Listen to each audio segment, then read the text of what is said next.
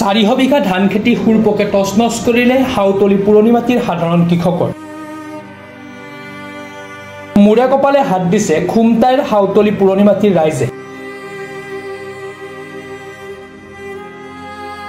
4 বিঘা ধান খেতি হুৰপকে বিনষ্ট কৰা কৃষকৰ খবৰৰ ভিত্তিত খুমটাই সমষ্টিৰ বিধায়ক মৃণাল শইকীয়াই গোলাঘাট কৃষি বিভাগৰ দায়িত্বত থকা কৃষি কৰ্মীৰ সৈতে উপস্থিত হ'ল কৃষক ৰাইজৰ ওচৰত।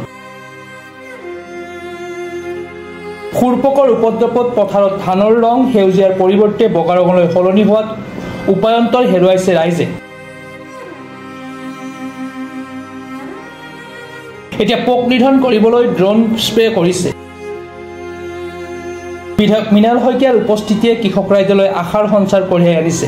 আমাৰ 2 বিঘামান মাটি হুৰপকে খাই ইতিমধ্যে শেষ কৰি দিছে আৰু 2 নম্বৰতে আমাৰ যিমানখিনি খেতিয়ক আছিলে গোটেইখিনি এতিয়া বিপদত পৰিছে। তাৰপিছত আমাৰ খুমটাই বিধায়কক মাতি আনি আমাৰ গোটেই দৰৱ বিধায়কে নিজেই মাৰিছেহি আৰু এতিয়া আমাক এখন ড্ৰোন দিছে। এইখিনি নিৰ্মূল কৰিবলৈ ড্ৰোনখন ইতিমধ্যে চলোৱা হৈছে আৰু বাকীখিনি ধৰক আমাৰ অফিচৰো মানুহ আহিছিলে কিছুমান গোলাঘাট আমাৰ এগ্ৰিকালচাৰৰ পৰা এই দৰৱ পাতি দি থৈ গৈছে, স্প্ৰেয়াৰ দি থৈ গৈছেহি আৰু বাকী মানে আমাৰ যিখিনি খেতিয়ক আছিলে সকলোখিনিয়ে এতিয়া লাগি ভাগি এতিয়া যেন তেনে এই পোকখিনি নিৰ্মূল কৰিব লাগিব।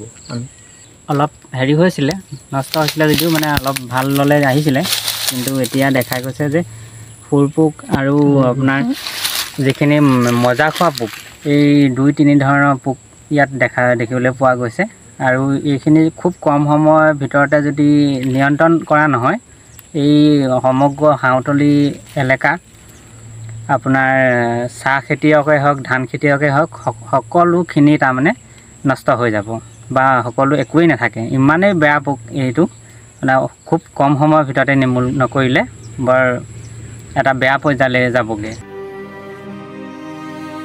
গোলাঘাটৰ পৰা জয়ন্ত কুমাৰ গগৈ ৰিপৰ্ট, প্ৰাতঃ টাইম ডিজিটেল। অসমৰ নপুৰণি কবি সাহিত্যিকৰ বাবে সুখবৰ। প্ৰভাতী অসম সংবাদ গোষ্ঠীৰ দ্বাৰা পৰিচালিত সাপ্তাহিক কবচে আয়োজন কৰিছে এখন কাব্যগ্ৰন্থৰ প্ৰতিযোগিতা।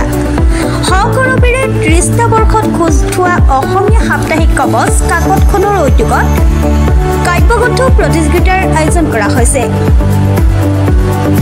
2022 চনৰ পৰা বৰ্তমানলৈ প্ৰকাশিত অসমীয়া কাব্যগ্ৰন্থ 2 কপিৰ লগতে লেখকৰ সম্পূৰ্ণ নাম ঠিকনা সঠিককৈ লিখি অহা 30টা মেম্বৰৰ ভিতৰত তলত দিয়া ঠিকনাত ডাকযোগে পঠাব পাৰিব। আমাৰ ঠিকনা সাপ্তাহিক কবচ, প্ৰভাতী অসম সংবাদ গোষ্ঠী, বিজয়নগৰ ডাকঘৰৰ সমীপত, কলিতা মাৰ্কেট, 3য় মহলা, জিলা কামৰূপ অসম 781122।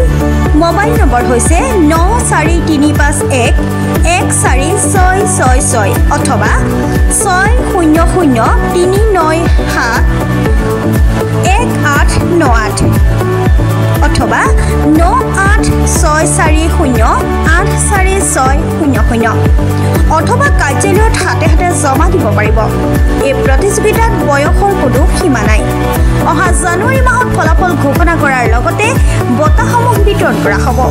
সকলো প্ৰতিযোগীকে মানপত্ৰ প্ৰদান কৰা হ'ব।